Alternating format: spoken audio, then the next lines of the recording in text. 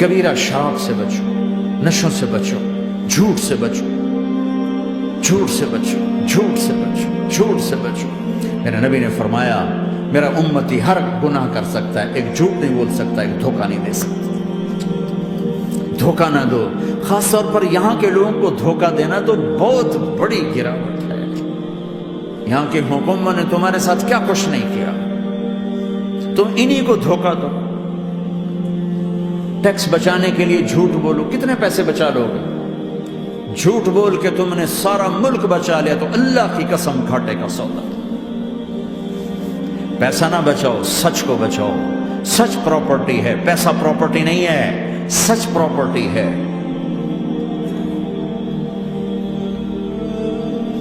ہمارے ملکوں میں تو لوگ ٹیکس نہیں دیتے کہ حکومتیں کچھ لگاتی ہیں کچھ کھا جاتی ہیں، یہاں تو سارا تم پہ لگاتے ہیں۔ کیوں جھوٹ بولتے ہو؟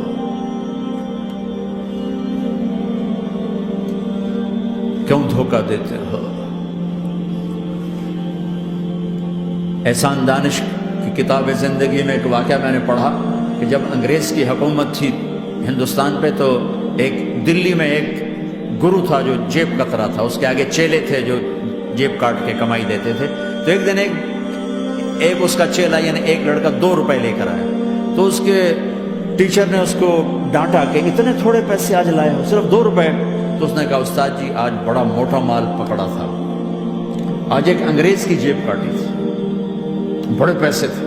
لیکن جب میں 4 قدم چلا تو مجھے خیال آیا کہ اگر قیامت کے دن عیسیٰ علیہ السلام نے میرے نبی کو تانا دے دیا، گلہ دے دیا کہ آپ کے امتی نے میرے امتی کی جیب کاٹی تھی، تو پھر میں اپنے نبی کو کیا جواب دوں گا؟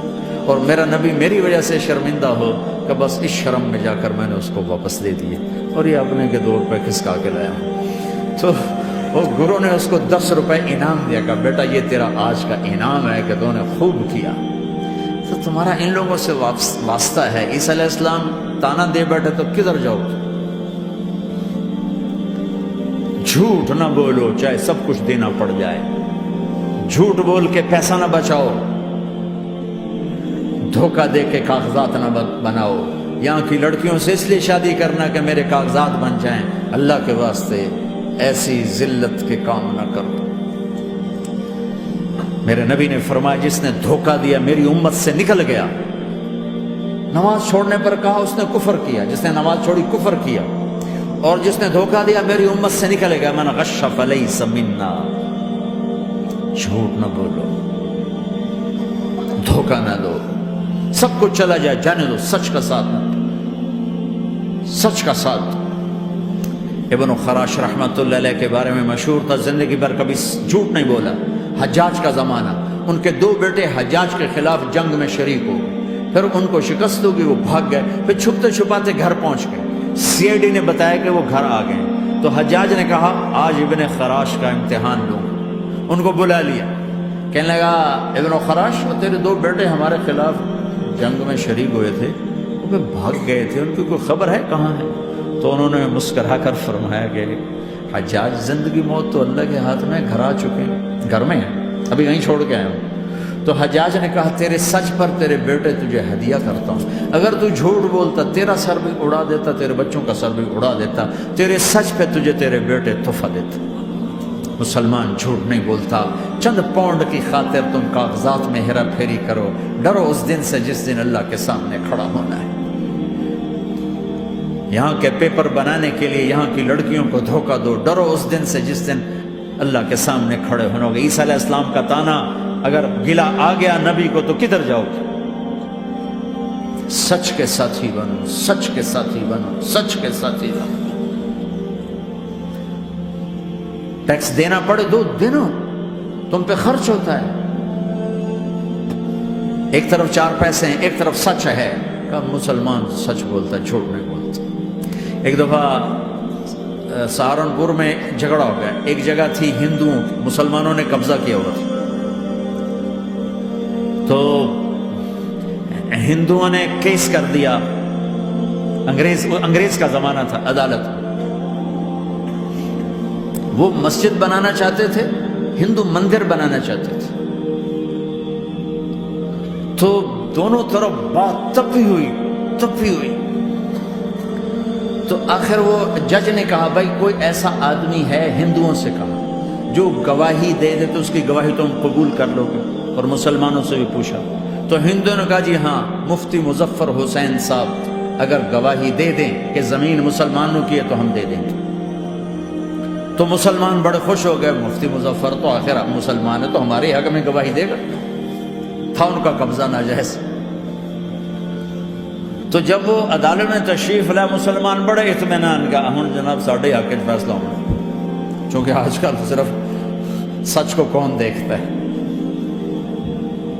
تو انگریز جج نے پوچھا ہاں جی مفتی صاحب آپ کیا کہتے ہیں؟ فرمانے لگے دیکھو جج صاحب، یہ زمین ہندوؤں کی ہے اور مسلمانوں نے قبضہ کیا۔ تو مسلمانوں نے گالیاں نکالنی شروع، وہ یہودیوں والا بن گیا نا، گالیاں نکالنی شروع کر دی۔ تو انگریز جج نے کہا آج مسلمان ہار گئے اور اسلام جیت گیا، آج مسلمان ہار گئے اور اسلام جیت گیا۔ اپنی ہار مان کے اسلام کو جتاتا، سچ بول کے اسلام کو جتاتا، جھوٹ کے ساتھی نہ بنو، سچ کے ساتھی، جھوٹ کے کاغذ بنا کر کوئی بینیفٹ حاصل نہ کرو۔ میں نیوزی لینڈ گیا، میں حیران ہو گیا، ایک ہفتہ میں رہا، ڈپریشن کا شکار رہا کہ مجھے بتایا گیا کہ پورے نیوزی لینڈ میں ایک آدمی جھوٹ نہیں بولتا سوائے پاکستانیوں کے، بنگالیوں کے اور انڈین۔ جو بنگالی، جو پاکستانی، جو انڈین پہنچے یہ جھوٹ بولتے ہیں، ہیرا پھیری کرتے ہیں، ان میں ایک آدمی جھوٹ نہیں بولتا۔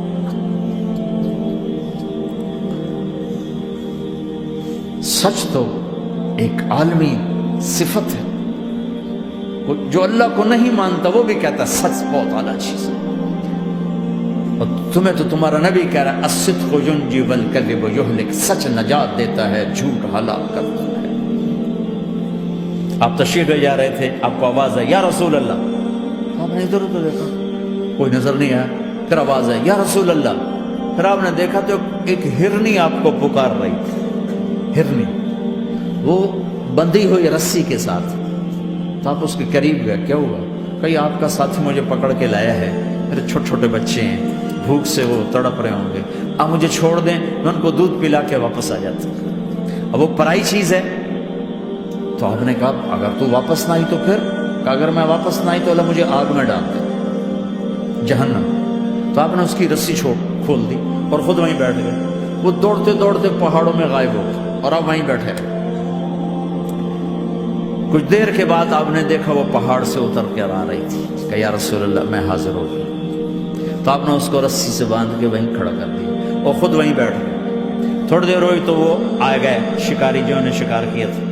تو آپ نے کہا، ان کا نام کوئی نہیں موجود، تو آپ نے کہا میرے بھائی میری ایک درخواست ہے، آپ پوری کریں گے؟ کہ یا رسول اللہ کیوں نہیں؟ کہ یہ ہرنی مجھے ہدیہ کر دو۔ کہ یا رسول اللہ سب کچھ آپ کا ہے، کہ بس مجھے ہرنی چاہیے، کہ آپ لے لیں۔ تو آپ نے اس کی رسی کھولی کہ جا بیٹی اپنے بچوں کے پاس موج کر، سچ نجات دیتا ہے، جھوٹ ہلاک کرتا ہے۔ تو اس نے یوں آپ کے سامنے سر جھکایا شکریہ کا اور 4 قدم دوڑی، پھر پیچھے مڑی، پھر آپ کو دیکھا، پھر یوں سر جھکایا، پھر آگے گئی، پھر تھوڑی دور گئی، پھر اس یوں پیچھے مڑی، پھر آپ کو دیکھا، پھر یوں سر جھکایا، پھر جہاں تک وہ نظروں سے اوجھل نہیں ہوئی وہ آپ کو مڑ مڑ کے یوں سلام کرتی گئی۔ سچ تو ایک ہرنی کو نجات دے گیا، تمہیں نہیں دیکھا۔ تمہیں کس پاگل نے کہا جھوٹ بول کے پیسہ بچاؤ، جھوٹ بول کے کاغذ بناؤ، دھوکے دے کے پیپر بناؤ؟ اللہ کے واسطے اس حقارت والی سوچ سے نکلو، انسانیت پر داغ نہ بنو، ان کے قدردان بنو جنہوں نے تمہیں پاسپورٹ دی، جنہوں نے تمہیں تعلیم کے مواقع دیے، تمہیں ہر شے میسر کی اور آخری ممکن حد تک تمہیں ظلم سے بچانے کی کوشش کی۔ محسن کے اوپر کیوں آئے تھے اس دیس میں؟ آئے ہو تو پھر دھوکے سے بچو، جھوٹ، مسلمان کہیں بھی ہو دھوکے سے بچتا ہے۔ کیا اپنے پیڑ سے کپڑا اٹھانا کہ حرم بیت اللہ کے اندر جیبیں کٹتی، بیت اللہ کے اندر جیبیں کٹتی، اور حاجی بیچارے کتنی دفعہ فریادیں کرتے ہوئے نظر آئے، کہ جیب کٹ گئی، جیب کٹ گئی۔ بیت اللہ کے اندر، مسجد نبوی کے اندر